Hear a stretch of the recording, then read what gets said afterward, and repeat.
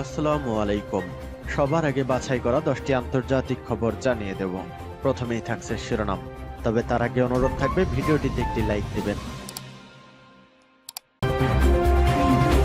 ফিলিস্তিন জিন্দাবাদ জানিয়ে দিব হাতে থাকা সর্বশেষ আপডেট আন্তর্জাতিক সংবাদ।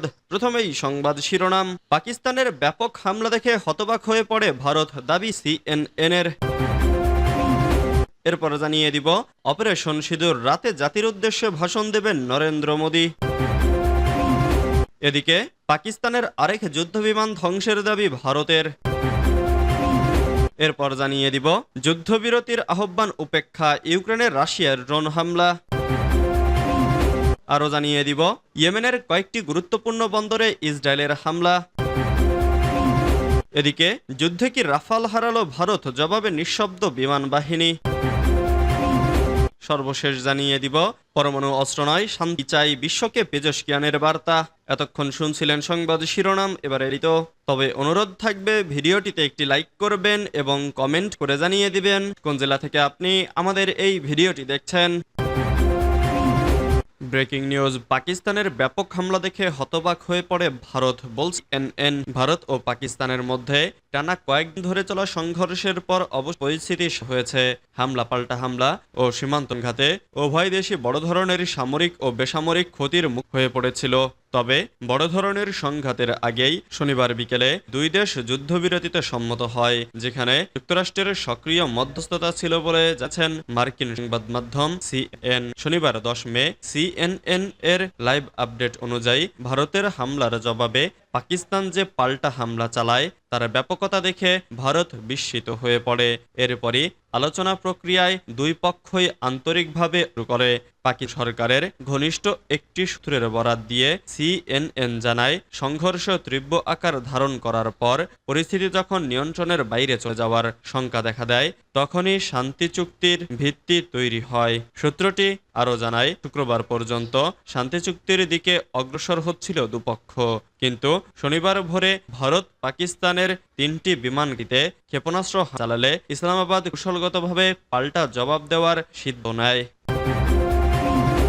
অপারেশন সিঁদুর, রাতে জাতির উদ্দেশ্যে ভাষণ দেবেন নরেন্দ্র মোদী। কাশ্মীরের পেহেলগামে সন্ত্রাসী হামলার পর পাকিস্তানে ভারতীয় বাহিনীর 4 দিনের অপারেশন সিঁদুর নিয়ে জাতির উদ্দেশ্যে ভাষণ দিতে যাচ্ছেন ভারতের প্রধানমন্ত্রী নরেন্দ্র মোদী। যুক্তরাষ্ট্রের মধ্যস্থতায় পারমাণবিক অস্ত্রধর দুই দেশের যুদ্ধবিরতিতে পৌঁছানোর পর প্রথমবারের মতো সোমবার ভারতের স্থানীয় সময় রাত 8টায় এই ভাষণ দেওয়ার কথা রয়েছে তার। গত 22 এপ্রিল ভারত অধিকৃত জম্মু কাশ্মীরের পেহেলগামে বন্দুকধারীদের হামলায় 25 ভারতীয় ও এক নেপালি নাগরিকের প্রাণহানি ঘটে। এই হামলায় জড়িত থাকার অভিযোগ তুলে 2 সপ্তাহ পর গত 7 মে চিরবৈরী প্রতিবেশী পাকিস্তানের বিরুদ্ধে অপারেশন সিঁদুর নামের এক সামরিক অভিযান শুরু করে ভারত। যদিও পেহেলগামে হামলার ঘটনায় জড়িত থাকার অভিযোগ অস্বীকার করেছে পাকিস্তান। ওই দিন পাকিস্তান অধিকৃত কাশ্মীরের অন্তত 9টি স্থানে ক্ষেপণাস্ত্র ও ড্রোন হামলা চালায় ভারতীয় সামরিক বাহিনী। হামলায় পাকিস্তান ভিত্তিক সন্ত্রাসী গোষ্ঠী জৈশ-ই মুহাম্মদ ও লস্কর-ই তৈয়বার প্রায় 100 সদস্য নিহত হয়েছেন বলে দাবি করেছে ভারত। পাকিস্তানের আরেক যুদ্ধবিমান ধ্বংসের দাবি ভারতের। পাকিস্তানের আরেক যুদ্ধবিমান ধ্বংসের দাবি করেছে ভারত। দেশটি জানিয়েছে, অপারেশন সিঁদুর চালিয়ে পাকিস্তানের মিরাজ যুদ্ধবিমান করা হয়েছে। সোমবার 12 মে ভারতের সংবাদ মাধ্যম এক প্রতিবেদনে এ তথ্য জানিয়েছে। প্রতিবেদনে বলা হয়েছে, রাজধানীর নয়াদিল্লিতে উচ্চ পর্যায়ের সংবাদ করেন ভারতের সেনা, বায়ুসেনা ও নৌবাহিনীর কমান্ডাররা। বৈঠকে তারা পাকিস্তানের মিরাজ যুদ্ধবিমান ধ্বংসের বিষয় করেন। এমনকি সংবাদ সম্মেলনে এ সংক্রান্ত ভিডিও প্রদর্শন করা হয়েছে।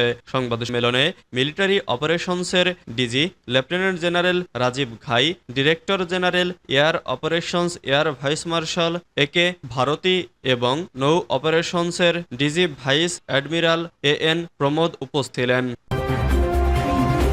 যুদ্ধবিরতির আহ্বান উপেক্ষায় ইউক্রেনের রাশিয়ার ড্রোন হামলা। 30 দিনের যুদ্ধবিরতির আহ্বানের মধ্যেই রাশিয়া এক রাতে শতাধিক ড্রোন হামলা চালিয়েছে, এমন দাবি ইউক্রেনের। রোববার রাত থেকে সোমবার সকাল পর্যন্ত রাশিয়া 108টি ড্রোন দিয়ে হামলা চালায়। এক বিবৃতিতে ইউক্রেনের বিমান বাহিনী জানায়, তাদের বিমান প্রতিরক্ষা ব্যবস্থা 55টি ড্রোন ভূপাতিত করেছে।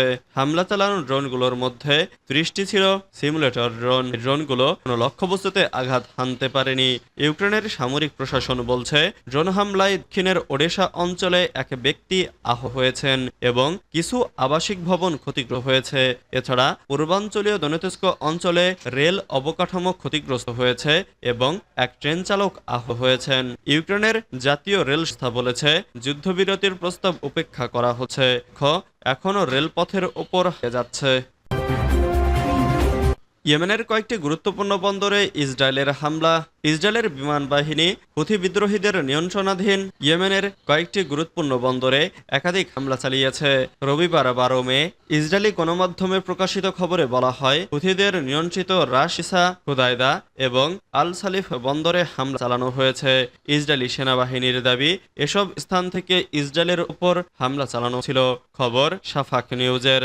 হামলার আগে ইসরায়েলি সেনাবাহিনীর মুখপাত্র অবিচাই আদ্রাই উক্ত এলাকাগুলোর মানুষদের দ্রুত সরে যাওয়ার নির্দেশ দেন। তিনি এই বন্দরগুলোকে সক্রিয় হুমকি হিসেবে উল্লেখ করেন। তবে এখনো পর্যন্ত এই হামলায় ক্ষয়ক্ষতি বা হতাহতের বিষয়ে বিস্তারিত কোনো তথ্য পাওয়া যায়নি।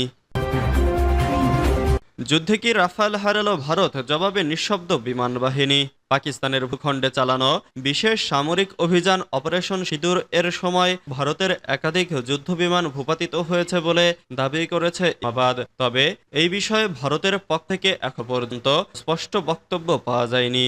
বরং ভারতীয় বিমান বাহিনী বলেছে, ক্ষয়ক্ষতি যুদ্ধেরই অংশ, তবে এখনই কিছু বলার সময় নয়। রোববার 11 মে স্থানীয় সময় সন্ধ্যায় দিল্লিতে আয়োজিত এক সংবাদ সম্মেলনে ভারতীয় বিমান বাহিনীর সিনিয়র কর্মকর্তা এয়ার মার্শাল একে ভারতী সাংবাদিকদের উত্তরে এমো করেন। তিনি বলেন, আমরা এখনো সক্রিয় যুদ্ধ পরিস্থিতির মধ্যে আছি।